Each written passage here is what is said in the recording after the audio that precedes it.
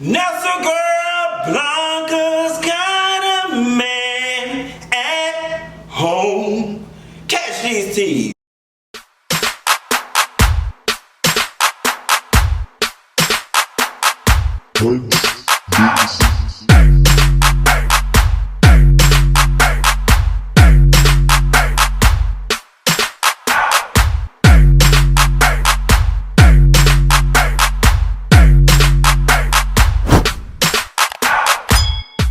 Nestle girl, I know I'm a day late and a dollar short, but fuck y'all bitches. Friday and I'm here. How you doing? I know you bored down to the job. You ain't got shit to do. Government worker fish. So shut your damn mouth and get this video when I give it to you. Y'all like when I talk to you like that. Half of y'all going home to abusive ass husbands that talk to you like shit and turn you on at the same time. But I hope he fuck you good this weekend, cause the weather good and it's a pay weekend. Hey now, hey now. At any rate, did y'all get into this episode of Pose? I'm not gonna lie to y'all. For me, this was a flat ass episode of Pose that barely kept me entertained. Like, I actually was like scrolling through my phone more than I was paying attention to the show, but there was still some good things that came about this, what I would call, very light episode. The episode opens up with Frederica burnt Blanca damn salon down. You know, hate is real when a bitch rather burn they shit down than have a trans person in there doing nails.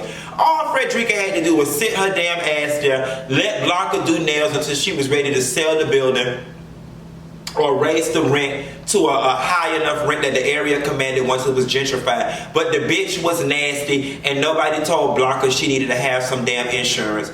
Oh well, do an AIDS cabaret and raise money for Blanca. Moving right along. Landlord Fish got the last damn laugh.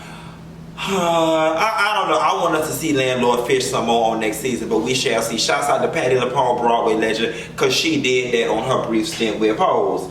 Now, Elektra is down there having the time of her life with them nasty ass Wall Street white men down to that funk ass job she worked to. Listen, I done did some crazy kinky shit in the bedroom, but I'm not one to judge. Yes, the hell I am. It ain't never involved me being in no leather, no latex, being hit, pissing on myself and being isolated. Bitch, you just nasty. And I don't know what turn anybody on about being hot, musty, and pissy at the same damn time. I know that man gonna have diaper rash on his nipples by the time they unzip his nasty ass out of that damn latex. At any rate, thanks to Elektra job, the girls was able to get an all expenses paid trip down to the beach. That wasn't even a beach house.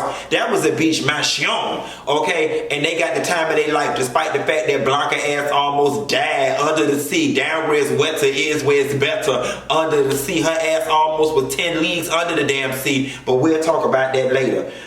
They was down to the house, honey.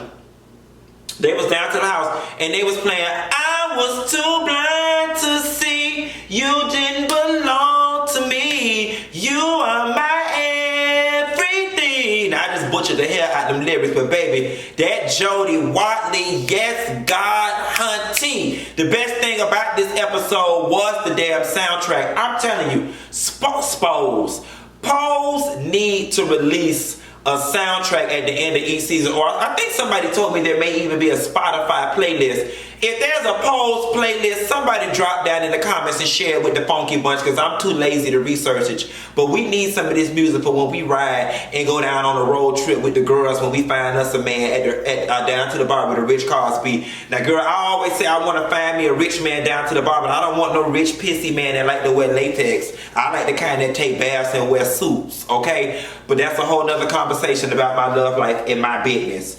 I damn near died when Blanca was in that house acting crazy and Elektra was like she must be having a heat stroke. That shit took me the hell out.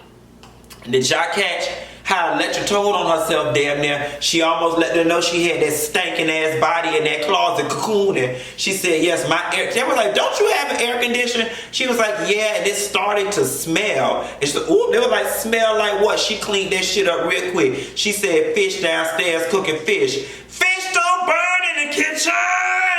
Beans don't burn on the grill. Took a whole lot of dying. Bitch, she almost went up the hill to prison. If she would have told on herself about that dead body decomposing in her house, that bitch nasty, because I would have tied some bricks to that shit and threw that hole in the ocean. I'm not having no dead ass body in my closet, but I guess it's safer to keep it there. She better hope the maintenance people never have to never come in there and check on the air condition and find that shit in there. So the girls decide they gonna go on a school trip. I got schooling in my Elektra Schools Angel. The girls decide they gonna go on a beach trip down to the mansion.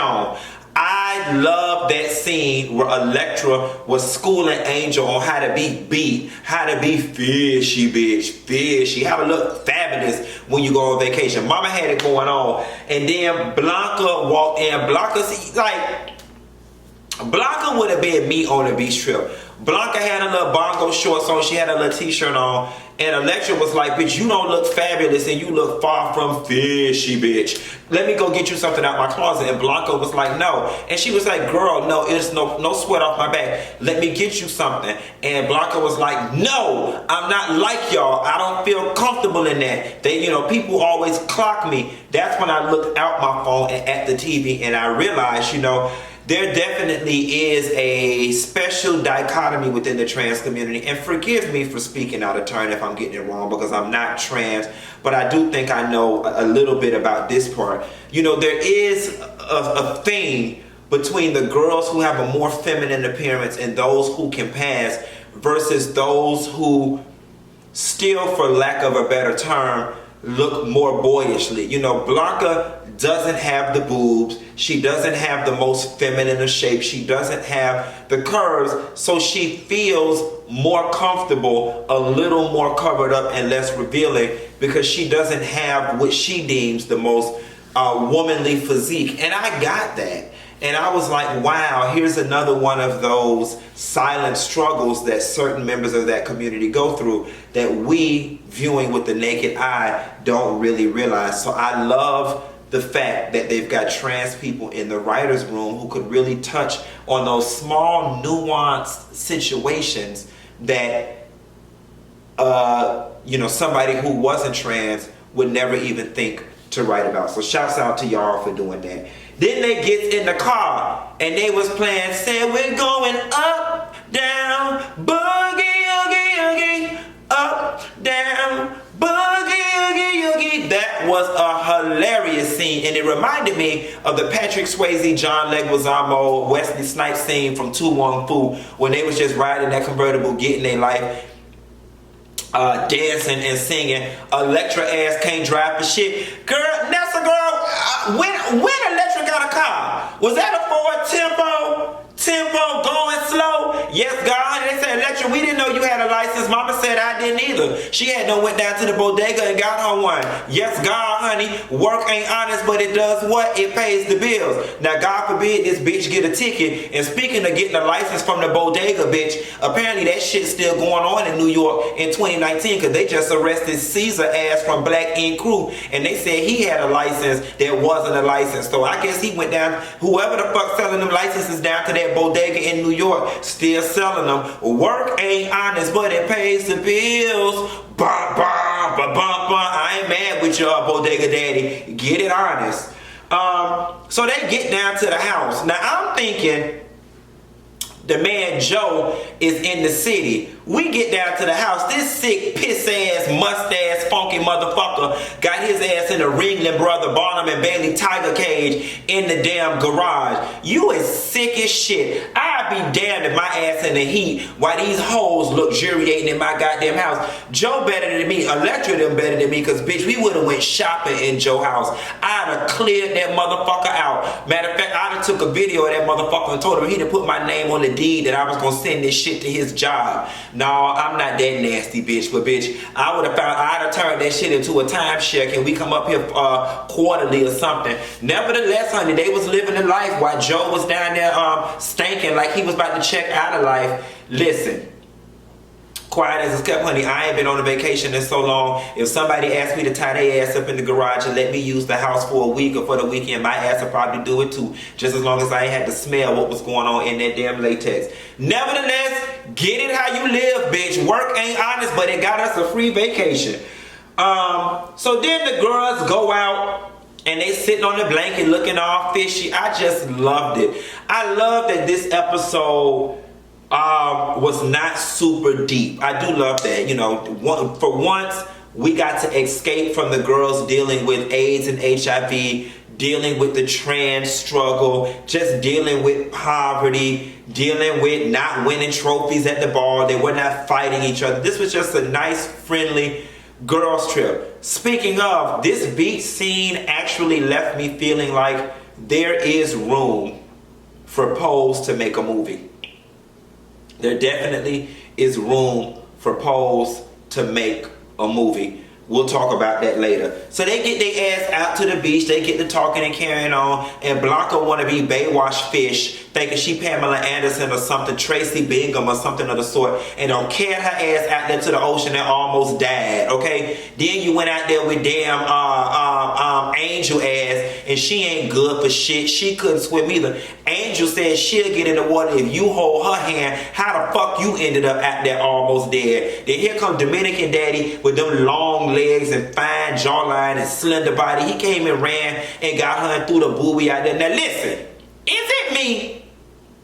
Or were y'all thinking Blanca was faking just to get a kiss from this man? Because that's what I thought was going to happen. I thought he was going to revive her and then the girls was all going to kiki because she conned this man into a kiss. But I actually like where the story ended up going better than her tricking him for a kiss. So afterwards, the girls decide they're going to have them a little 3-course meal on Elektra. They get down to the country club or whatever, and white fish, like they always do, want to bring their ass over somewhere that they do not own, trying to enforce some benign-ass rules that ain't got nothing to do with them. She going to come over and tell them, oh, I know who you guys are. I work in the city, and I know you guys are all men. When Elektra stood her 9 feet tall James and the Giant Peach ass up and red white fish down, bitch, I damn near jumped through my TV, then right back out of it and onto my sofa. That shit was hilarious, and she had the rest of them white people in there choking on their butter and bread because they did not want none. She read that mediocre piece of tilapia so damn bad that that woman wished she wasn't born, and I was here for all of it. Luckily, they didn't have cell phones back then because fish would have tried to call the police on their damn ass. That scene was hilarious, and it's still relevant in 2019 because white folks are still out here trying to enforce benign ass rules on property that do not belong to them. All she had to do, if they were being too noisy, was have the maitre d' ask them could they quiet down. But instead, she wanted to make a scene in front of her rich white friends and got her ass red for filth. And the gag is, all them other pieces of tilapia that was behind her sat there, shut their goddamn mouth, because you know they scary as shit. 911 is their strongest damn weapon. Beyond that, God forbid, listen, white women probably would be extinct if it wasn't for cell phones. They ass will all be somewhere hiding under a dumpster or behind a damn tree. But we gonna save that for another video about the NAACP. So then Blanca ends up seeing Buddy at the country club, and he asks her, can they go for a walk later? Now, I did not know how that scene was going to turn out because I thought it was going to be one of those situations where they went on a date and Blanca fell all in love, and then, you know, she was going to have to tell the boy she was trans, and he was going to reject her. Now, much to my, contrary to my belief, or what I thought, they end up walking up and down the beach. Let me back up and let me crack a little humor. He had done saved that bitch, so I'm sure when he had his hand up under her ass like this, he felt that dick. Okay? He had done felt that dick tucked in that ass. And you know, for her to have a bathing suit on, that dick had to be tucked way back into time. What we're going to do now is go back. Way back into time. Nevertheless, he didn't mind. You know what I'm saying? And that was beautiful. I must say, I love that they included this particular scene when Blanca was walking down the beach with this boy, and she was like, you know, I'm not like the regular girls. And he was like, Blanca, I know. And the reason why I say this, and for any member of the trans community in this moment, please pardon my ignorance, and none of what I'm about to say is intended to be funny or offensive. However, my experience and the stories that I hear about women in the trans community, they are always the fetish in the story. They're always the secret lover, the something that the heterosexual man does on the side and keeps in the secret. From a mainstream perspective and from my personal experience with the few trans friends that I have, the trans person is never presented as the person who is just loved and accepted up front for who they are. And that's why this scene was very special, I think, for the trans community and for myself, because it opened my eyes to the fact that trans women are not just somebody's fetish, and they're not just some secret, that there are men out there who absolutely have no problem whatsoever dating a trans woman and sees her as the woman that she is and for the woman that she is. And that's why I think this scene was very well crafted, because it, once again, it humanized the trans woman, and it showed her in a light where she wasn't the freak or the fetish or the secret. And I really respect the writers in the writers' room, Janet Mock and whomever oversaw this, for portraying trans people in this way, because it's doing a great job in terms of breaking down stigmas and just showing people that trans women are women worthy of love, and there are men out there who don't fetishize them and treat them as objects, but treat them as the women that they are. And I'm very thankful that I was able to experience that and witness that on this show. I guess Blanca was too, because that man kept her on that beach till the early morning, and he gave her something she could feel. Many say that I'm too young, hey, it's Friday, to let you know just where I'm coming from. Woo! Elektra cussed her ass out when she came home looking all fresh, like sweet morning dew, with the afterglow of love all over her face. That was really nice though, and it made it even better that when she got home, he had left a message on her machine. I don't deserve this. Talking to your answering service. Had to left her a message saying he wanted to see her again. Wouldn't it be something if Blanca ass don't have to open up another nail salon and she end up with a doctor when it's all said and done? Now that would be a cute fairy tale. Something else that was poignant in this scene, when they got ready to leave the mansion on the beach, and Elektra was talking to Joe, and she was like, you know, aren't you one of these rich Wall Street type? And he was like, yeah. And she was like, you know, some of us are truly lonely for real, and here it is, your ass is paying for loneliness and isolation.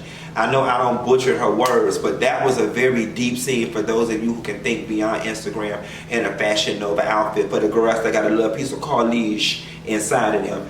That was really, really, really, really, really good. And then the episode closes out with the girls driving back home to hold on to your love. You got to hold on. And then Candy is a premonition in the back seat, smiling at Elektra. Now I thought Elektra ass was gonna look at that damn ghost and run that damn car into the back of somebody, and the girls was gonna go to jail because Elektra had a fake license. That shit would have been a whirlwind ending. So, like I said, this episode of Pose, while it did have a lot of great takeaways, it was a little flat. Let me take the bait. It was a little boring to me, but there was still some nuggets and some good takeaways from it. That's all I got, y'all. Ain't got no more, and I'm gonna call y'all a little later with the Yes God Action News for the day. I'll call you later, girl. Bye.